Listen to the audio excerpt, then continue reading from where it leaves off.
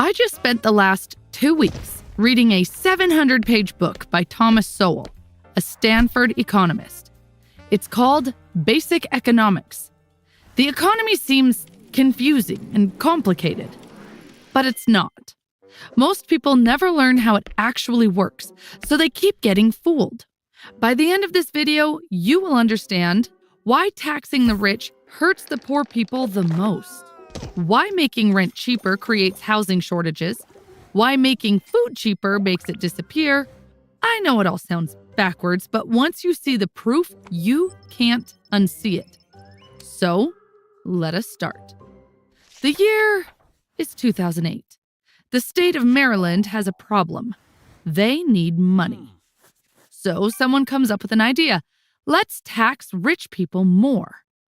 Maryland had about 8,000 millionaires.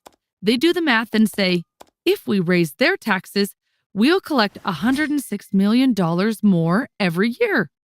Done! Problem solved. Everyone celebrates. Here's what actually happened. Year 1, they collected the tax. Everything is going to plan. Year 2, somebody counts the millionaires again. There were only 6,000 left. 2,000 millionaires had just vanished. They moved somewhere else. Instead of gaining 106 million, Maryland actually lost 257 million in total tax revenue.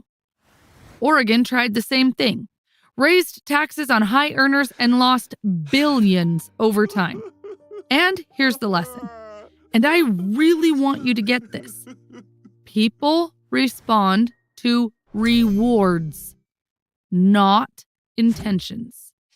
Maryland intended to raise money, but what they actually did was reward millionaires for leaving.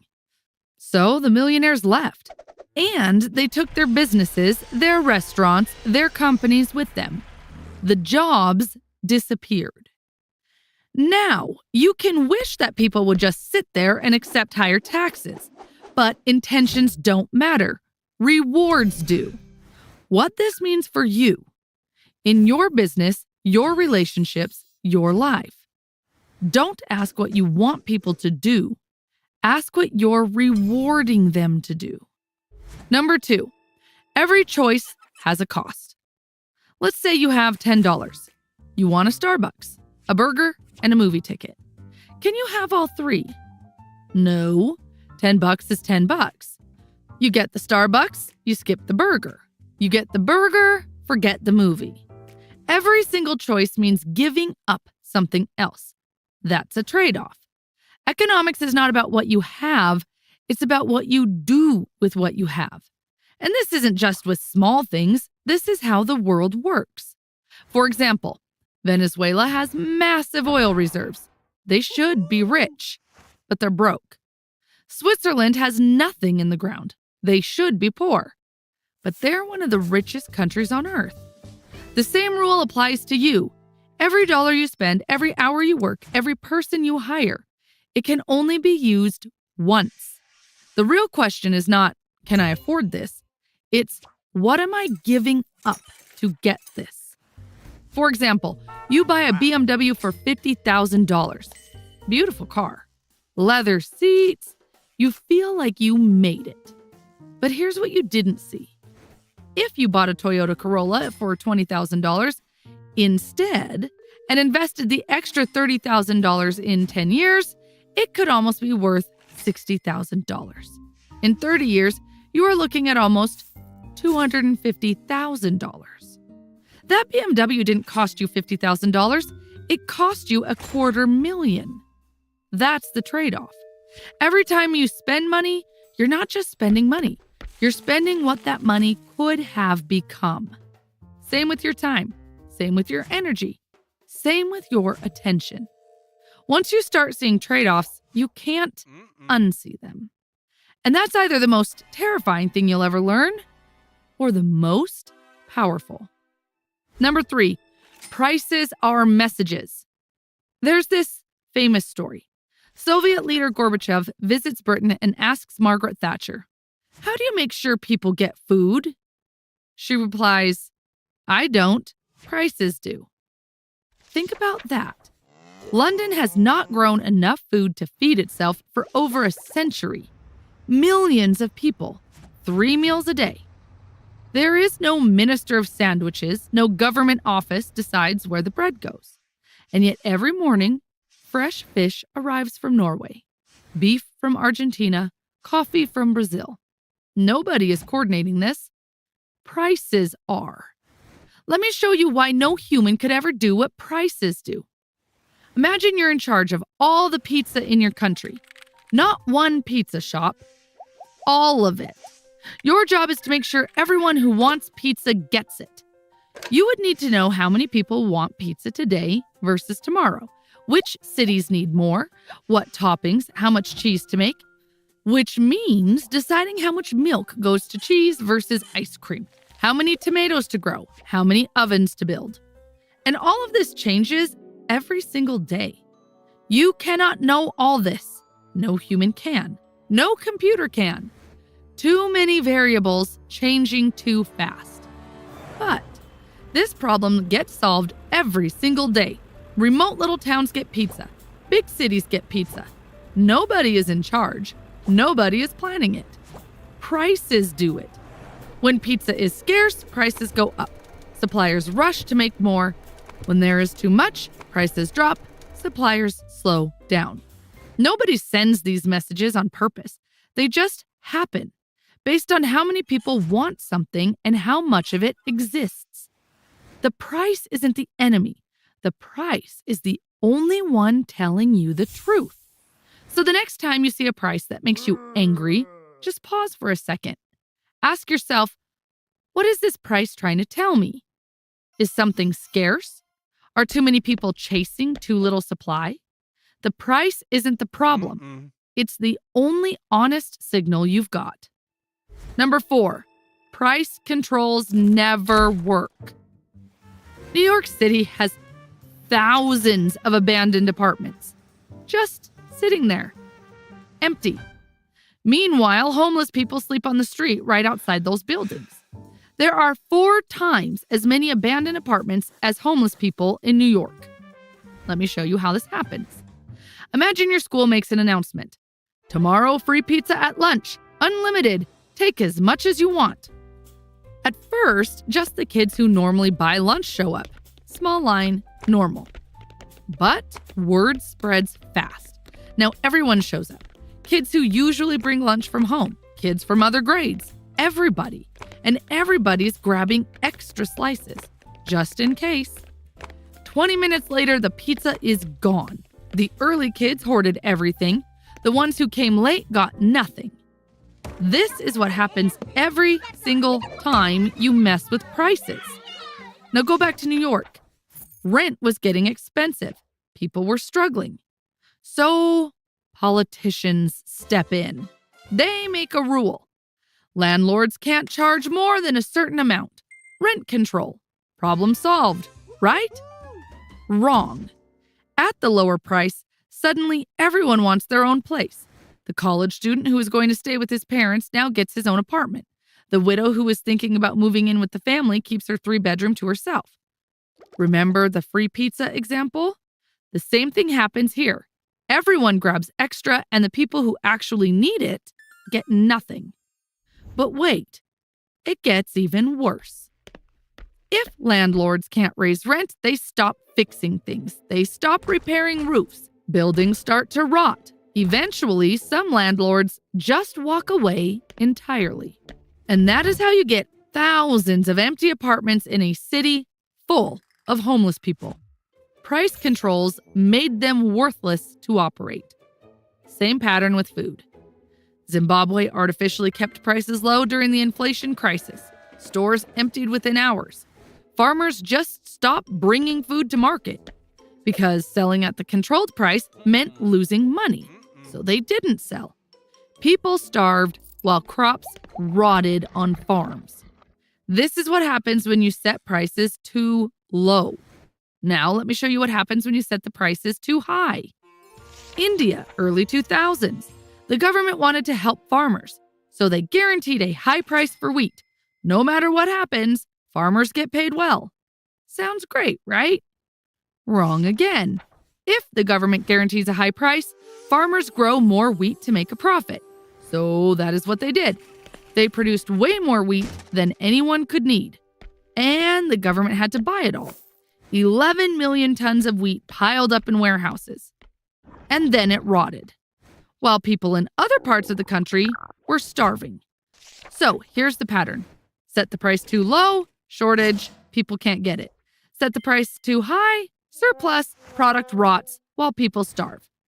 Either way, you mess with the prices, you break the system. And here's the cruel part. Price controls are supposed to help the poor. But when the thing disappears, rich people find workarounds. They bribe someone. They know someone. Poor people suffer the most. The solution becomes the problem. What this means for you, when a politician promises to make something affordable by controlling the price, ask one simple question. What happens to the supply? Number 5, profits and losses are directions. Picture a school lunch table. You notice kids go crazy for fruit snacks. So you start bringing extra packs and trading them for stuff you want. It works. You're making a profit. The profit tells you something. Keep going. Bring more fruit snacks. People want them.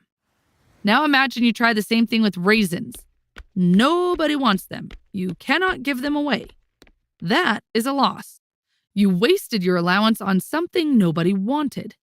That loss also tells you something. Stop. Try something else.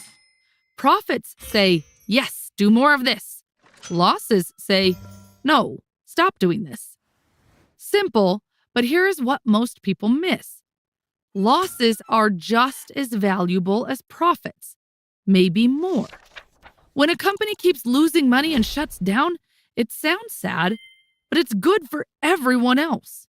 That company was using engineers, steel, electricity, trucks, all to make something people didn't want. When it dies, those engineers go work somewhere useful. That steel gets melted into something people actually need. But here is where governments break the system. They say, this company is too big to fail. We will give them money to keep going. Now the signal is broken. The company was supposed to stop. Instead, it keeps wasting resources on stuff nobody wants, funded by your taxes. It's like paying the raisin kid to keep bringing raisins forever, and everyone else just has to deal with it. Profits are not the enemy. Losses are not the enemy. They are the honest feedback the economy has. What this means for you. Look at your life right now. The things making you money, making you happy, moving you forward. Do more of that. And kill that side project bleeding cash for 3 years. Don't feel bad. That's not failure. That's the market telling you the truth. The moment you kill it, you get your time and energy back. Now you can put all of that into something that actually works. Number 6, your wage is a price too. Why do some jobs pay more than others? Construction workers lift heavy stuff in the sun all day. They don't make that much. Nurses keep people alive. They're not millionaires. So what's the real answer?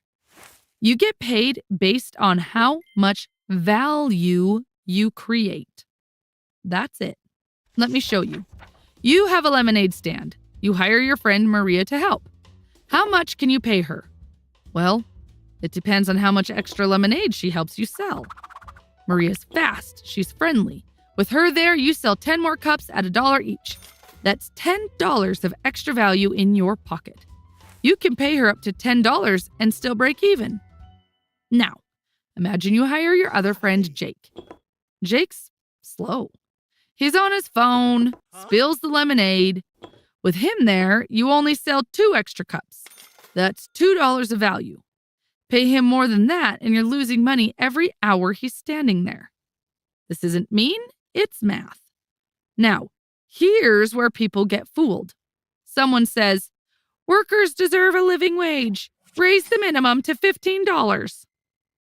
Sounds nice, But what if a worker only creates $10 of value per hour? You're now forced to pay $15 for $10 worth of work. You lose $5 every single hour. No business survives that. So what does the business owner do? He doesn't hire that person. He buys a self-checkout machine instead. He cuts hours. He closes the shop. So here is what this lesson means. Your boss isn't paying for your time. He's paying for your results. More valuable results, more money. Want to earn more? Create more value. Learn the skill nobody else wants to learn. Number 7, trade makes everyone richer. You've got a sandwich. Your friend has pizza. You each kind of want what the other person has. So, you trade halves. Did the total amount of food change? No. But are you both happier? Yes. That's trade. It creates value without creating more stuff. Nobody lost. You didn't beat your friend. She didn't beat you. Both of you won. Now, here's where adults completely mess this up. Politicians talk about trade between countries like it's a war. We're losing to China. They're stealing our jobs. We need to win. But trade isn't a game with winners and losers. If it were, why would both sides keep doing it? Year after year, century after century. One country buys stuff from another because it's cheaper than making it themselves. The other country sells because they get paid well. Both countries end up with more stuff than if they tried to make everything on their own. Both win. Now, here's the part that blows people's minds. Even if one country is better at making everything, trade still helps both countries. Think about it this way. Imagine you're a lawyer who charges $300 an hour. You're also pretty good at cleaning. Should you clean your own office? No. Hire a cleaner for $20 an hour. Use that hour to do legal work instead. You make $300, pay $20, and you're way ahead. Countries work the exact same way. One country might make both cars and shirts better than another country. But if their advantage in cars is huge and their advantage in shirts is small, it makes sense to focus on cars and trade for shirts. Both countries end up with more cars and more shirts than if they each tried to make everything alone. That's why economists across every political view have supported free trade for 200 years. Trade isn't war, it's cooperation. Both sides win. Now, what this means for you. Think about last week. How many hours did you spend on stuff you're bad at and hate doing? Emails, spreadsheets, admin work. Imagine you paid someone $50 to do all that, and you spent those hours on the thing only you can do. That's the trade. This whole video comes down to one thing: trade-offs. Every hour spent on your weakness is an hour stolen from your strength. You don't win by fixing what's broken. You win by doubling down on what's working. That's economics. That's life. I want to end it by saying this. Understanding economics won't make you rich, but it will make you impossible to fool. You just traded less than 20 minutes of your life to watch this video. I hope it was worth it. If you want more book summaries like this one, check out the playlist on your screen. Thanks for watching.